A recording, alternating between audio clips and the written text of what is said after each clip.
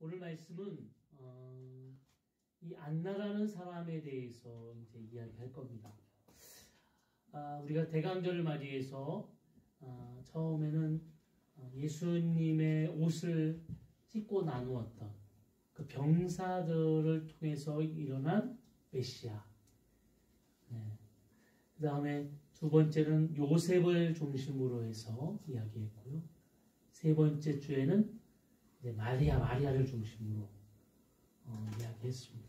오늘은 어떻게 보면 성경에 되게 조금 나옵니다. 오늘 지금 읽었던 말씀이 어떻게 보면 안나에 대한 마지막이에요. 그러나 이 안나라는 사람이 앞에 우리가 보지 않은 시므온이라는 사람과 함께 예수님의 탄생을 맞이하게 되는데요.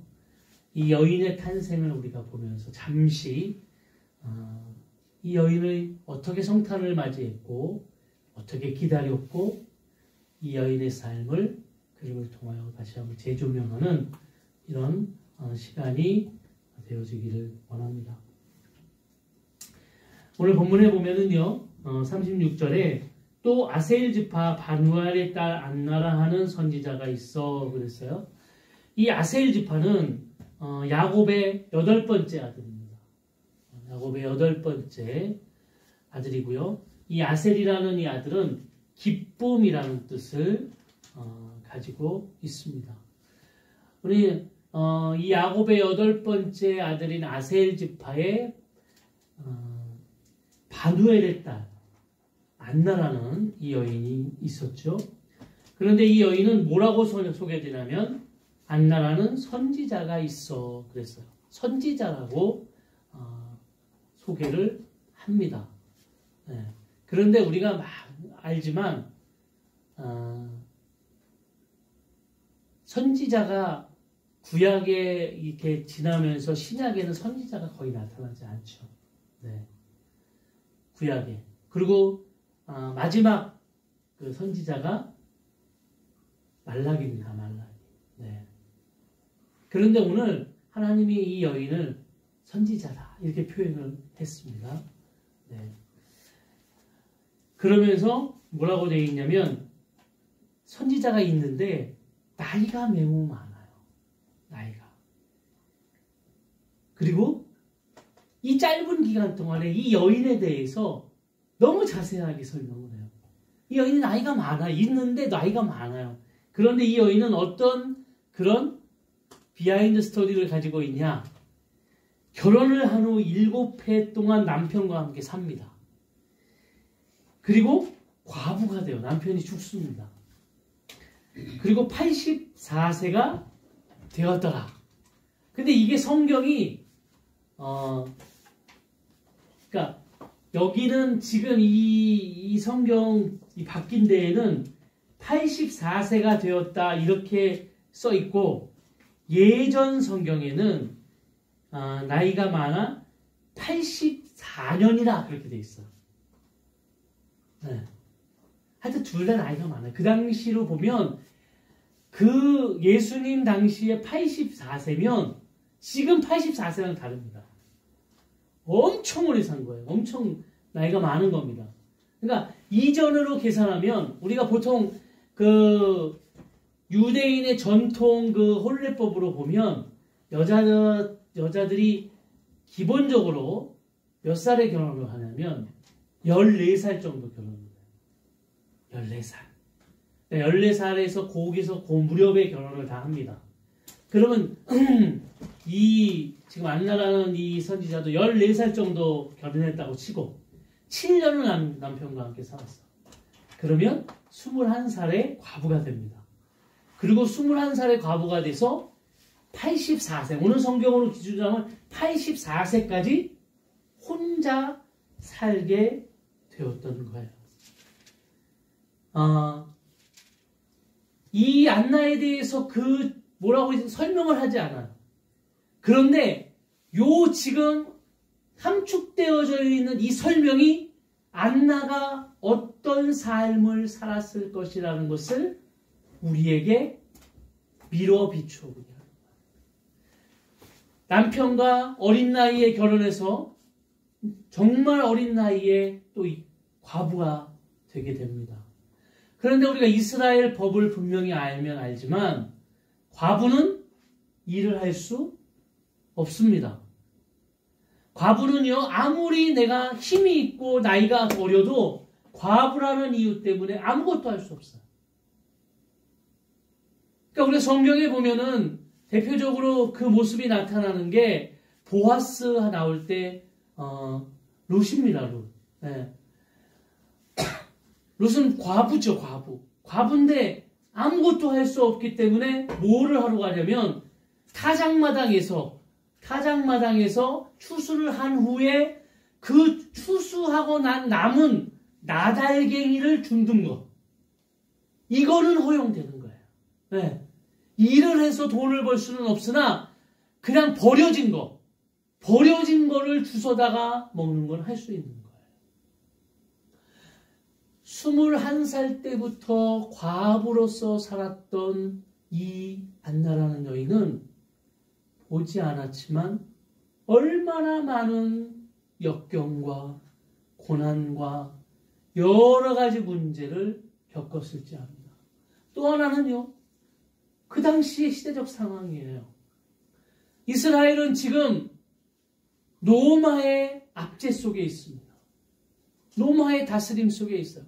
자기 나라에서 과부가 있는 것도 아니고 로마의 다스림 속에 속박국 아래 과부로 살아가는 인생. 가장 어떻게 보면 천하고 가장 밑바닥에서 그런 위치에 어려움을 당하며 살았던 겁니다. 참, 우린 역사를 보면서 참 마음이 아프죠. 제가 어저께 잠시 그 선을 넘는 녀석들 이렇게 보면서 그 일본에 끌려가게 되었던 고종의 딸 덕혜공주. 네. 옹주죠, 옹주. 네. 덕혜옹주인데, 그러니까 8살까지는 한국에서 그 아버지가 돌아가시기 전까지는 그 사랑을 받으면서 모든 사람들이 똑같은 증언을 해요. 너무너무 발랄하고 너무너무 밝고 모든 사람들이 있는, 아마 우리 에세리 같이 밝음이 있나 봐요.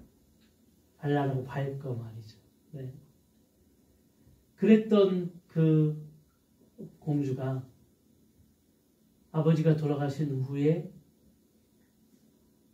기모노를 입고 일본인 학교에 다녀야 되고, 그리고 14살 때는 강제적으로 일본에 가게 되고, 그리고 일본에서 교육을 받으면서 강제적으로 일본 사람과 결혼하게 되고, 그러면서 그 인생이 정말 정신병원에 가지 않고는 살 수 없는 그런 인생을 그가 살게 됩니다.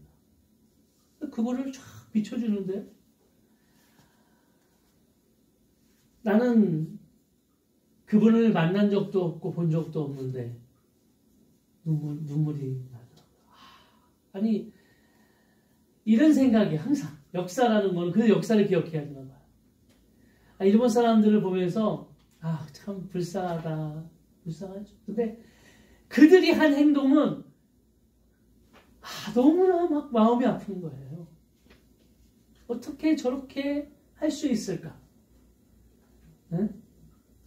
어떻게 저렇게 할 수 있을까? 그러면서 이 조그만 그 소년이 혼자서 그 낯선 땅에 가서 겪어야 될 그 모습을 보면서 나라를 떠나서 그가 저 일본이란 땅에서 겪어야 될 정말 큰 파도를, 아픔, 그 정신이 온전할 수 없다. 그리고 그가 쉬운 하나가 돼서야 우리나라에 다시 돌아와요. 네. 14살에 갔다가 쉬운 하나에 돌아옵니다. 근데 우리나라에서는 마음이 좀 편하셨나 봐요. 우리나라에 오셔가지고 그래도 정신병원에 계시고 그랬지 우리나라는 마음이 편하셨나 봐요. 89까지 사셨더라고요. 이게 편하지 않으면 계속 그렇게 정신적인 문제가 있고 아프면 어떻게 그렇게 오래 사실 수 있겠어요? 돌아가셨죠. 근데 89까지 사시고 그래도 돌아가셨다. 저는 오늘 이 안나라는 이 선지자를 보면서 그런 마음이 느껴지는 거예요. 얼마나 많은 아픔을 겪었을까? 얼마나 경제적으로 어려웠을까? 얼마나 21살부터 여러 역경 속에서 그가 그렇게 살아갈 수밖에 없었을까?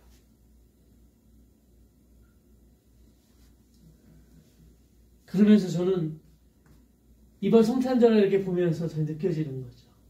지금 성탄절이 얼마나 2020년 돌아오면서 이 코로나19 때문에 정말 힘들었는데 어떻게 보면 기독교의 가장 행복하고 즐거운 절기인 이 성탄절, 이제 마지막 한 해를 마무리하면서 이 성탄의 기쁨과 성탄의 어떤 그런 소망, 이 예수 그리스도의 이 사랑을 깊이 누려야 될 이 성탄에 3단계가 발휘될 수 있다라는 이런, 그래서 더 막 사람들은 더 못 만나고 예배도 이제는 대면은 뭐 더 안 되고요.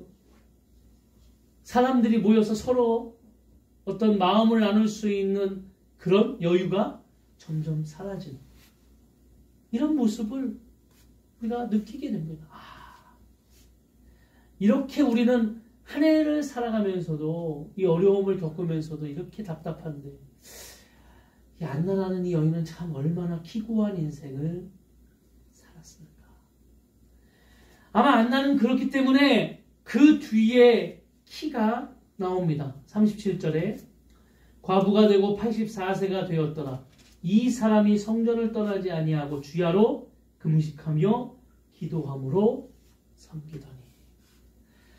아마 이 여인이 그랬겠죠. 처음에는 결혼을 하고 남편을 맞이하면서 소망을 남편에게 뒀을 거예요.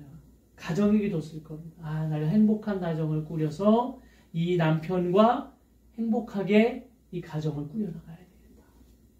그러나 모든 것이 하루아침에 남편이 죽고 난 후에 다 무너졌어.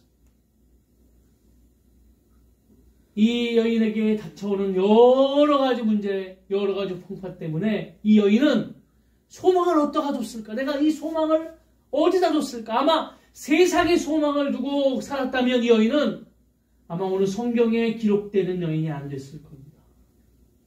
근데 이 여인은 이제 메시아에게 소망을 주게 되는 거예요. 메시아가 이 땅에 오면 진정한 구원의 역사가 올 것이다라는 메시아의 소망을 두는 겁니다. 그런데 여러분, 이 여인이 이렇게 메시아의 소망을 둔 것이 얼마나 큰 일인가? 메시아에게 소망을 둔 이 여인의 이 믿음이 얼마나 큰 것인가를 우리는 그 당시의 모습을 보면 알 수 있습니다. 영적으로요, 그 당시에 말라기 선지자가 마지막으로 하나님의 말씀을 이야기한 후에 400년 동안 하나님의 말씀이 들려지지 않았습니다. 영적 암흑기입니다. 그러니까 그 당시는요, 제가 아까 선지자라고 얘기해요. 선지자는 뭘 하는 사람이에요? 하나님의 말씀을 전하는 사람이에요. 근데 하나님의 말씀이 들리지 않았어요. 이 여인은 얼마나 대단한 사람이냐면 하나님의 말씀이 들려지지 않은 상황에서 하나님께 기도하고 하나님을 바라고 하나님을 찬양하고 하나님께 예배하고 어떻게 보면 깜깜한 곳에 소망도 발견할 수 없는 그곳에 그러나 이 여인은 그래도 뭘 꿈꿨다고요? 메시아가 이 땅에 오는 소망을 꿈꿨다. 메시아를 다 기다렸습니다. 왜요?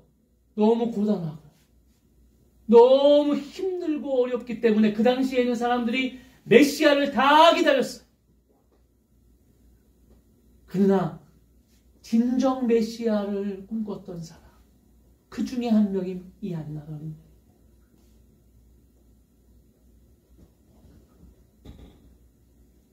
신구약 중간기라고 해서 구약의 시대가 끝나고 신약이 시작되기 전, 예수님이 오시기 전까지 암흑과 같은 시대가 이루어집니다.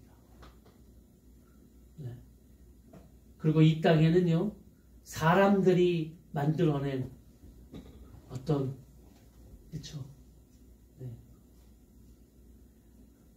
이때 역사적으로 보면 말이죠, 뭐 종교적 르네상스 막 그래서 막 이 땅에 막 종교가 막 큰 기세를 이루어내는데요. 막 로마 카톨릭이 막 말이죠.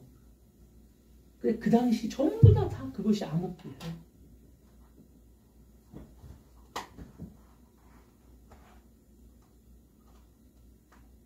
보면 네, 하나님의 뜻이 이루어지지 아니하고 사람의 어떤 역사들이, 사람의 생각이나 사람이 주인공이 되었던 그런 모습들은 다 암흑기입니다.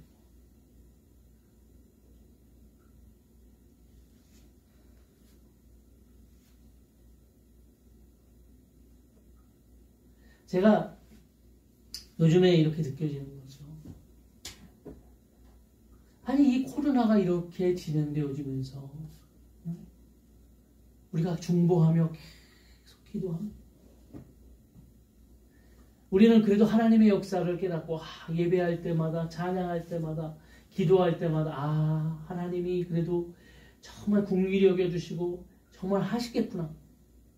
근데 저도 그럴 때가 있었는데 하나님이 아무것도 하시지 않을 때가 와요. 깜깜한,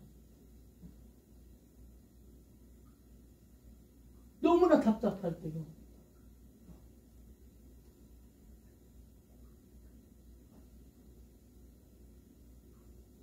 그때 답답함이라는 이루 말할 수가 없어요. 이루 말할 수가 없어요. 기도도 안 돼요. 기도도 안 돼요. 예배도 안 돼요. 우리가 이걸 딜레마라고 이야기하는데요. 딜레마라고 이야기하는데 저도 이 딜레마가 20대에 왔었어요. 정말 열심히 제가 신앙생활을 했습니다. 우리 집 앞에 교회가 있었고요. 우리 집 앞에 교회가 있는데도 집에를 안 들어왔어요. 교회에서 잤어요.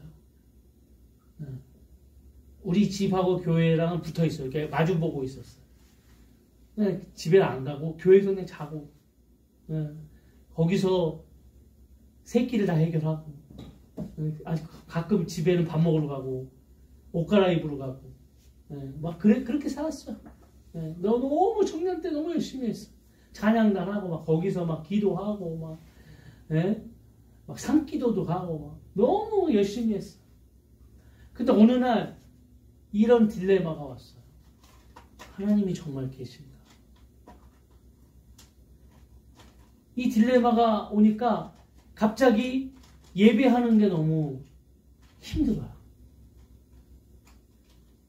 찬양하는 게 너무 되게 가식적인 것 같아요.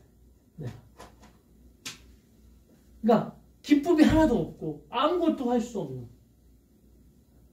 그게 한 3개월 갔어요. 3개월. 교회에서 그렇게 자고 했던 내가 그런 게 오니까 교회 오기가 싫은 거예요. 그렇게 열심히 해요.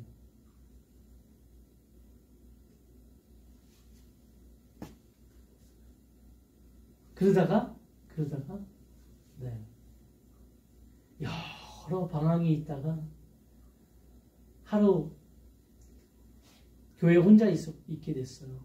예배가 끝난 후에 다 갔을 때 십자가 불만 켜놓고 그리고 기도하게 됐어요. 그날은 꼭 하나님 앞에 묻고 싶었어요. 정말 하나님 살아계시고 정말 하나님께서 역사하시는가? 지금 나는 믿을 수 없는데 정말 하나님은 계시는가? 그리고 불 꺼놓고 혼자 기도하는데 제 이 마음속에 울림이 있었어요. 그게 사랑하는 아들아, 내가 너를 잘 안다.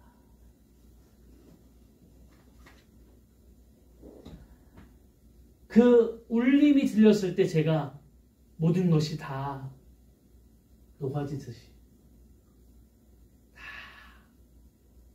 너무너무 펑펑 울었어요. 네. 아마 그러고 나서 제가 신학도 하고 지금의 목회자가 됐는데, 아마 이 안나라는 이 여인도 그 모든 삶에서 이가 겪었던 여러 가지 문제가 있었지만 그래도 그것을 다 이길 수 있는 힘이 어디서 나왔냐면 그는 메시아에게 소망을 두고 살았기 때문에 이 땅에 메시아가 올 것이다. 지금 우리가 살아가는 인생에 정말 안 끝날 것 같은 그런 연속의 어려움들이 찾아와도 분명히 우리가 깨달아야 할 것은 하나님은 살아계신 분이시고 그 하나님이 우리를 통하여 역사하실 것이다. 우리를 통하여 하나님께서 분명히 인도해 가실 것이다 라는 확신을 가지고 살아갈 때 우리가 분명히 이겨나갈 줄로 믿습니다. 또 이 안나라는 여인이 이길 수 있었던 힘이 뭐였냐면 성전을 떠나지 아니하였다 그랬어요. 성전을 떠나지 아니하였다. 주야로 금식하며 기도함으로 섬기더니. 그 당시에 오늘 금식이 좀 이상하잖아요. 주야로 금식했다 그랬잖아요. 주야로. 아니 금식이면 뭐 하루를 금식하든지 뭐 하는데 주야로 금식을 했다 그랬거든요. 성전을 떠나지 않았고 그 당시 이제 그 사람들이 기도를 하면서 2번 기도를 합니다. 제사장들이 언제 가냐면 아침에 이렇게 기도를 해요. 가서. 그리고 저녁에 가서 기도를 합니다. 2번 기도를 하거든요. 그런데 아침 저녁을 주야로 하면서 금식을 하는 거예요. 네. 아침도 금식을 하고 저녁도 금식을 하고 낮에는 일을 해야 되니까 먹기도 하고 네. 그래서 주야로 나아가서 금식을 하는 겁니다. 여기에는 그냥 밥을 안 먹고 금식을 할 때도 있어요. 근데 이 말에는 깊이 하나님 앞에 하나님을 의지하는 마음으로 이 여인이 주님 앞에 금식했다고 기록하고 있어요. 그러니까 이 여인은 뭐냐면 세상의 것으로 바라보면서 자기의 힘과 능력으로 살았던 것이 아니라 하나님의 능력으로 하나님을 의지해서 살았기 때문에 또 하나님을 의지하는 마음으로 나아갔기 때문에 이 여인이 이 어려움을 이길 수 있었다는 거죠. 중요한 것은 성전을 떠나지 않아. 이게 학자마다 조금 다릅니다. 이 여인이 성전에서 살았을 것이다. 이렇게 이야기하는 학자들도 있고요.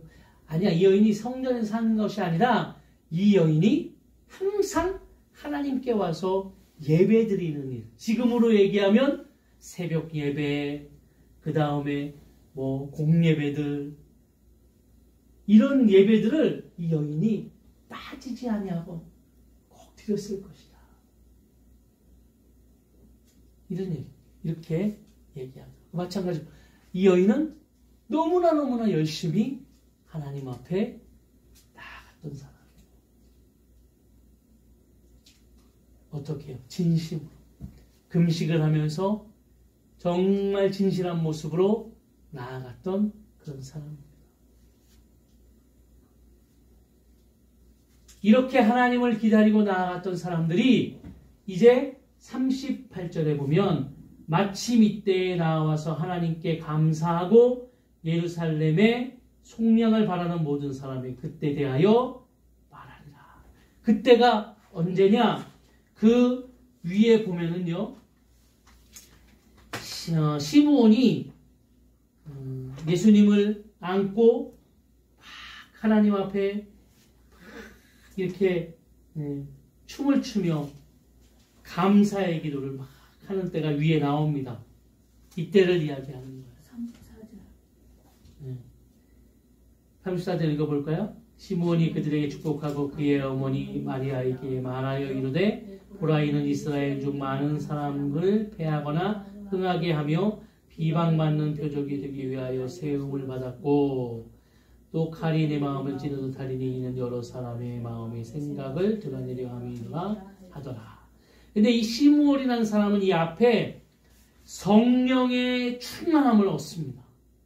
예수 그리스도를 보고 성령의 충만함을 얻어요. 그런데 이 여인은, 이 안나라는 여인은 예수 그리스도를 보자마자, 시므온이 안고 있는 예수 그리스도를 보자마자 성전에 가서 이 사람이, 이 아이가 메시아구나라는 것을 알게 됩니다. 깨닫게 돼요. 그리고 이 여인이 엄청 기뻐하면서 감사하는 겁니다.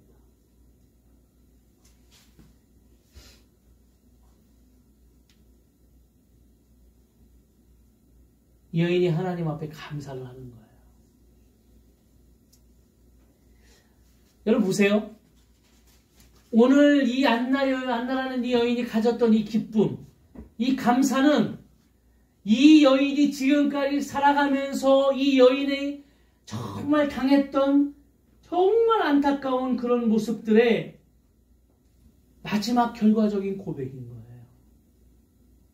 이 여인은 그렇게 숱한 어려움을 당했고 이 숱한 어려움을 경험했던 이 여인이 이제 하나님의 약속대로 메시아가 이 땅에 분명히 왔던 것을 이 여인이 깨닫게 되어지고요. 그 메시아가 그 여인 안에 품에 있었을 때 이 여인은 진정한 감사를 드릴 수 있는 거예요. 이게 38절이에요. 마침 이때에 나와서 하나님께 감사하고 마침 이때에 이 여인이 나와서 이 아이가 메시아구나, 이 아이가 세상을 구원할 메시아구나, 그것을 알고 이 여인이 하나님께 감사하고 너무너무 기뻐.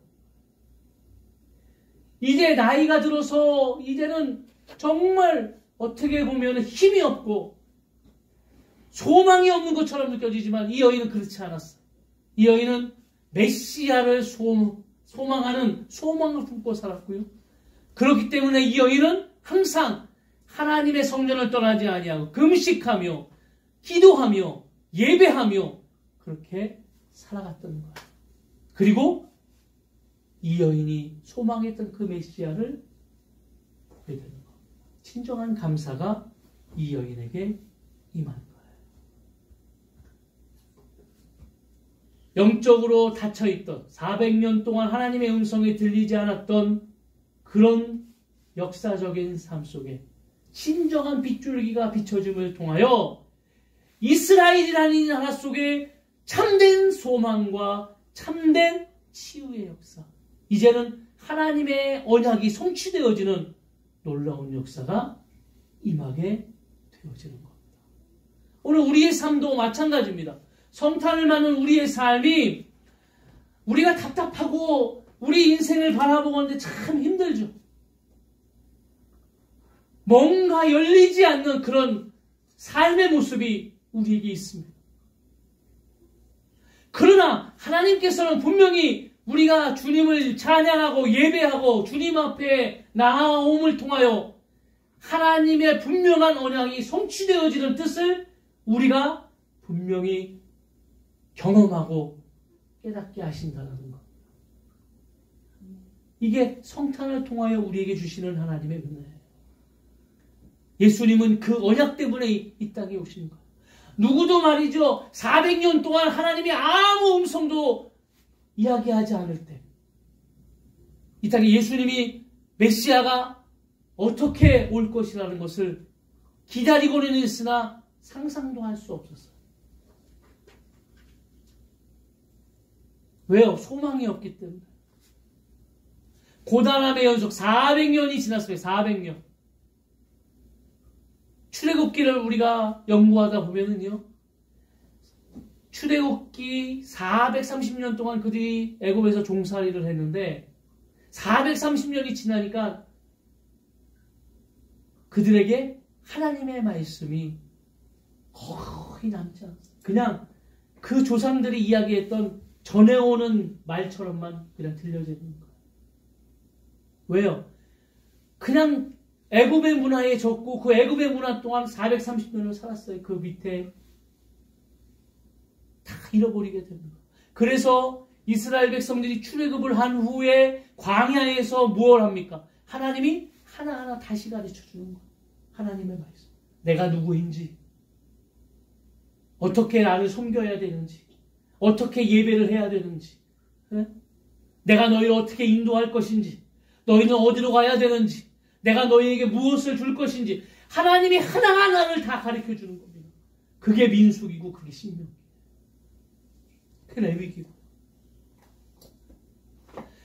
이스라엘 백성도 마찬가지예요. 말라기 후에 400년 동안 구약이 끝난 후에 아무 음성이 들리지 않았을 때 이들은 어두움과 같이 살았단 말이에요.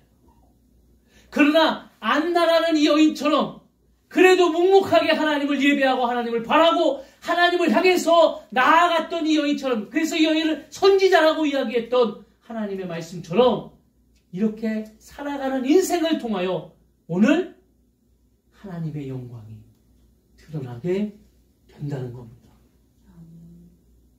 오늘 우리가 이 안나라는 여인처럼 말이죠. 세상은 점점 어두워지고요. 보세요.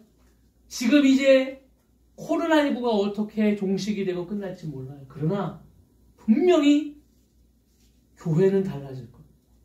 또 세상에서 교회는 또 달라질 거예요. 사람들 생각해 보세요.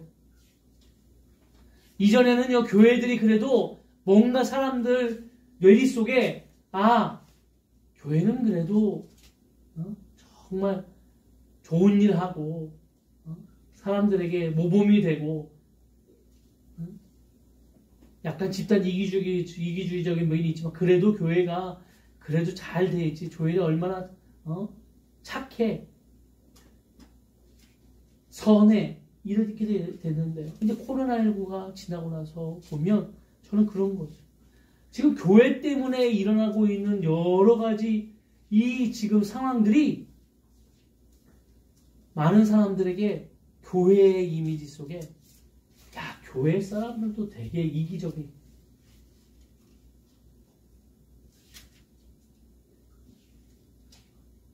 또 믿는 사람들조차도요. 목사님들이 제일 많이 걱정하는 게 뭔지 아세요? 신앙이 너무 많이 이제 지금 많은 사람들이 신앙을 너무 많이 잃었어요. 기도 안 하죠. 비대면 예배 드리니까 겨우 예배 어떻게 드려보고 예배 안 드리는 사람이 숱합니다. 이게 무슨 코로나가 지나갔다고 해서 확 회복될 것 같아요? 아니요. 굉장히 어려움이 찾아올 거예요. 이때에 그래도 이 와중에도 믿음을 지키고 주님의 전에 주님을 바라보는 자들을 통하여 하나님께서는 역사하실 것이고 일하실 것이고 하나님께서는 그름을 통하여 하나님의 분명한 계획과 뜻을 언약을 이루어 가실 줄로 믿습니다. 안나를 통하여 그렇게 하나님이 역사하셨어요. 오늘 이렇게 안나와 같은 세상으로 봐서는 가장 어떻게 보면 비천하고 가장 힘들고 어려움을 살았던 이 여인, 그러나 하나님께로 봐서는 가장 믿음직스럽고 행복하고 가장 하나님의 기쁨이 된 이 여인, 이 여인을 통하여 오늘 메시아의 기쁨과 감사가 증거되게 됩니다. 그래서 이 여인이 38절이 고백을 하잖아요. 마침 이때에 나와서 하나님께 감사하고 예루살렘의 속량을 바라는 모든 사람에게 그에 대하여 말하리라. 예루살렘의 속량에 대해 이 여인은 왜 예수 그리스도가 이 땅에 오시는지 알아요. 이 여인은 예수 그리스도가 이 땅에 오셔서 무엇을 할지 알아요. 그래서 이 여인은 그냥 나이만 많고 힘없는 여인이 아니라 하나님 안에서 진리를 알고 가장 지혜로운 여인으로 많은 사람들에게 존경을 받는 거예요. 우리 인생이 이렇게 되어지기를 원합니다. D.L. 무디가 그래서 이런 얘기를 했습니다. 그리스도인이란 증거가 무엇인가? 나는 전도하지 않는 사람들을 그리스도인이라 말할 수 없다. 나는 복음을 증거하지 않는 사람들의 신앙을 근본적으로 의심한다. 오늘도 우리 주변에는 여전히 구세주 예수 그리스도를 모르는 사람들이 너무나 많다. 지금 세상의 길, 멸망의 길로 가는 이들에게 예수 그리스도를 전해야 된다. 세상의 것들은 우리를 만족시킬 수 없다. 우리 영혼은 세상의 것들, 육신의 쾌락 등을 얻을수록 더욱 목마르다. 우리 영혼은 하나님 없이 만족할 수 없다. 아멘. 하나님 없이 만족할 수 없다. 어거스틴은 이렇게 얘기했어요. 오 주님, 우리가 당신 안에서 안식할 때까지 우리의 만족은 없습니다. 진정한 감사와 만족은 우리가 주님 안에 거할 때 이루어지는 겁니다. 성탄절이 5일 앞으로 다가왔습니다. 이제 목요일, 금요일 날 성탄절. 우리는 이 성탄절을 어떻게 보낼 것인가? 이 성탄의 기쁨을 어떻게 나눌 것인가? 기뻐하십시오.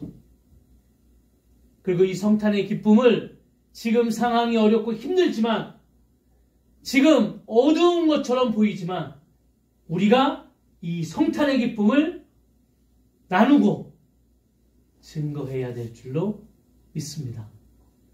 메리 크리스마스. 왜 이렇게 힘이 없어요? 메리 크리스마스. 메리 크리스마스. 여러분, 저는 이 설교를 준비하면서 이 안나가 예수님을 안고 얼마나 그게 그림이 그려지더라고요. 이 여인의 이 고통과 모든 아픔이 예수님을 안자마자 다 치유됐을 거예요. 다. 얼마나 기뻐서 막 감사하고 찬양하고, 네? 이 여인이 여기 뒤에 나오지는 않지만 그 후에 삶이 어떻게 변했을까? 삶이 어떻게 변했을까? 이거는 말하지 않아도 나옵니다. 진정한 기쁨을 하는 사람, 진정한 감격과 감사를 하는 사람. 오늘 이번 성탄절이 그런 진정한 감격과 기쁨이 충만히 임하는 성탄절이 되어지기를 주의 이름으로 축원합니다. 네. 자, 우리 이 시간에 결단하면서 하나님 앞에 찬양하겠습니다. 하나님은 우리의 피난처가 되시며